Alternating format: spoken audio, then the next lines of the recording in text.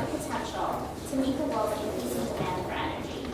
With solar energy, we can decrease our dependency on fossil fuels, improve environmental air quality, and create jobs through an expanding industry. Throughout our time at NYU, we have learned this fact, that solar energy is beneficial, both environmentally and economically. However, this semester, our class delved a little bit deeper into the business behind the solar market. We looked at how the concept of harnessing solar power can truly unlock the market. In this presentation, we are acting as solar energy consultants for 3 clients: DCT Industrial, Macy's, and Whole Foods. As developers, we explain their stance as clients on solar power, their energy savings, their potential energy savings, and their possible route options. But before we get into our clients, I will explain a little bit to you about why we chose the commercial solar market. So first, let's define what I mean by commercial solar. Commercial solar falls in between smaller residential housetops and large utility-scale solar arrays that spread across several acres. According to this graph on the left, you can see that the middle market has seen 16% growth in the solar market since 2010. Compared to this, the residential market has seen about 43% growth, and the utility-scale market has seen 54% growth. So why is this number so small? The difficulty lies in financing smaller commercial projects. This is because of capital constraints a variety of capital constraints that range from higher transaction costs to complex credit. A lot of companies see this as a risk because they can possibly go bankrupt, and they don't see there's a risk in signing 20-year leases. However, we see, as solar developers, we see the 16% as an untapped opportunity. We recognize that energy savings from largers are much more than smaller residential rooftops. This, along with the number of unused rooftops, is why we believe that the time for our commercial energy clients is now. So, each group pitched the concept of solar to national commercial businesses.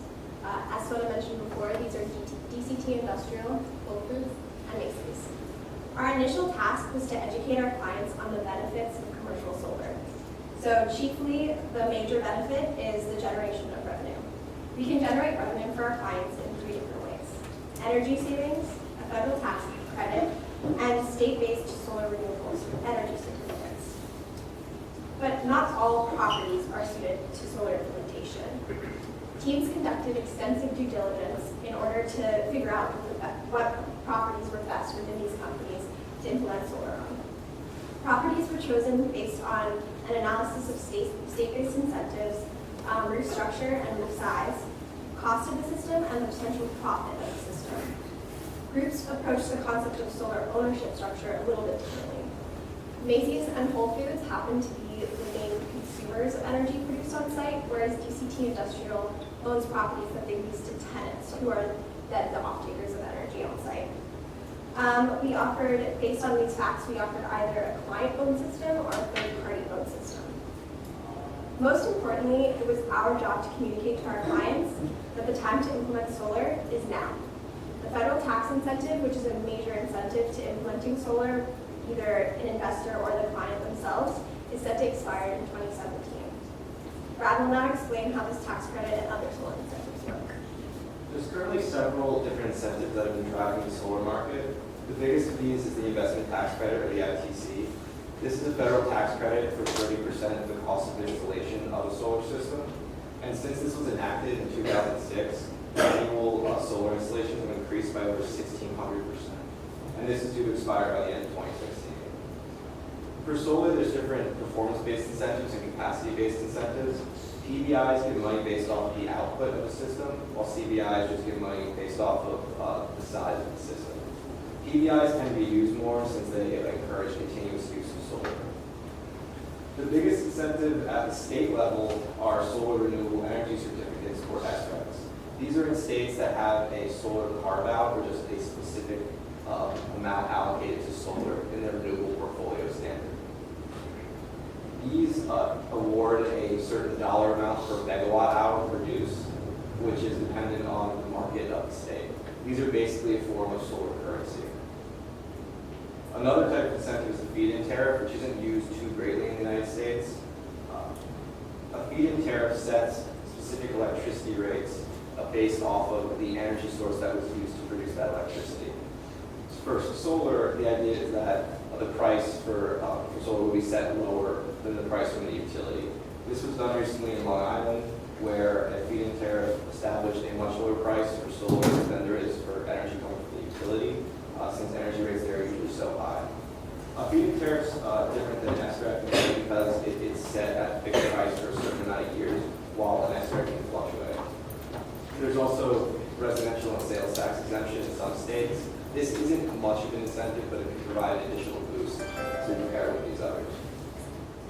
All right, so we're all looking at rooftops as the prime area for developing these types of projects. And so the process for determining a proper solar site for development and actually conducting due diligence to be able to know that the site that you're developing on is going to be able to hold and stand the installation of a state-of-the-art solar array is absolutely essential to the success of projects that we're undertaking. So some of the factors that we're looking at making these types of decisions are the age of the roof, the quality of the roof, whether there have been extensive repairs, and if there's a significant amount of space or obstructions on the roof. Additionally, we didn't really want to rule out the possibility of development of parking lots, but nonetheless chose to look at the possibility for being able to extend our development projects into those. But it is something to consider. So I'll start with what's not exactly there. The roof on the left, you can see it's very old. It has tons of rooftop units. It's not exactly the most suitable space for a solar array to be installed because you have to adjust the layout of the array such that it will be able to accommodate the units that are on top of the roof. Additionally, you can see that a number of repairs have been conducted there, and the integrity of the roof is compromised. On the other hand, on the right-hand side, you can see this is a brand new roof, very few rooftop units, lots of accessibility, really ideal site for developing these types of projects. Furthermore, when considering roof integrity, you have to also take into consideration the angle at which you're going to set up your solar array. If the tilt is going to be higher, the array will catch more wind and will put more strain on the roof, and so you have to be certain that the roof will be able to withstand that extra stress. Moving on to Austin, who's going to talk about financing. So all three companies would require a financing structure to get an array onto their roof. And for our intents and purposes, these financial structures are a third-party power purchase agreement or wholesale model.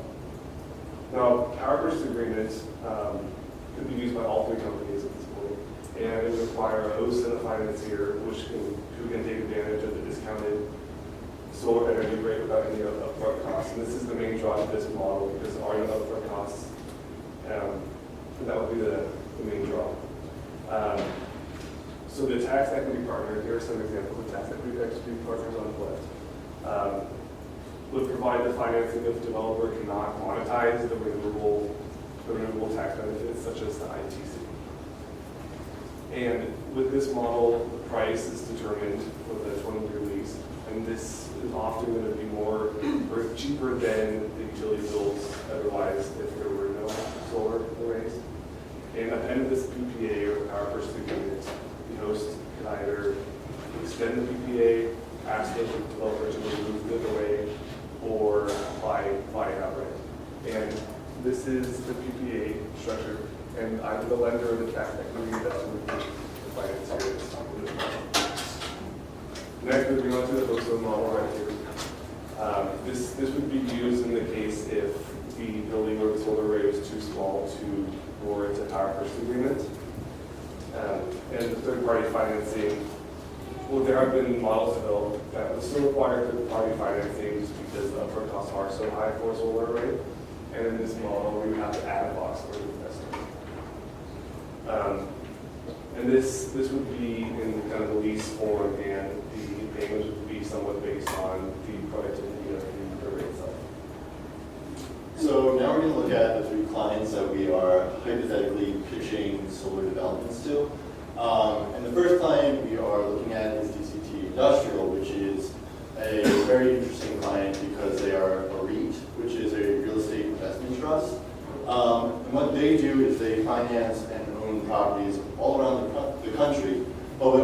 also makes them very interesting is because they do not have tax incentive.